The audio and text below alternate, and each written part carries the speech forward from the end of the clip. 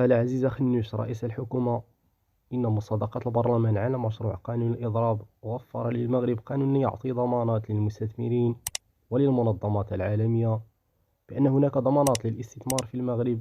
وأوضح أخنوش في جلسة مساءلة شهرية أمس في مجلس مستشارين ردا على انتقادات النقابات: القانون أعطى إمكانية كبيرة للعمال ورؤية للمستثمر وإمكانية لممارسة الإضراب في ظروف واضحة، مضيفا: الآن أصبح لنا قانونا يمكننا أن نقول من خلاله للمنظمات العالمية وللمستثمرين وللناس الذين يشتغلون معنا بأن لهم ضمانات، لأنه قبل 60 سنة كنا بدون قانون.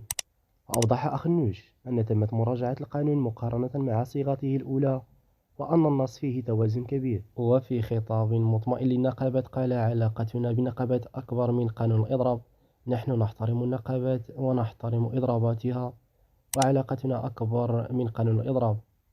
وقال إنه سيتم مواصلة الحوار الاجتماعي مع النقابات. ويذكر أن عددا من النقابات قررت اليوم خوض إضراب وطني عام، فيما قرر الاتحاد المغربي للشغل خوض إضراب وطني عام يوم الأربعاء والخميس.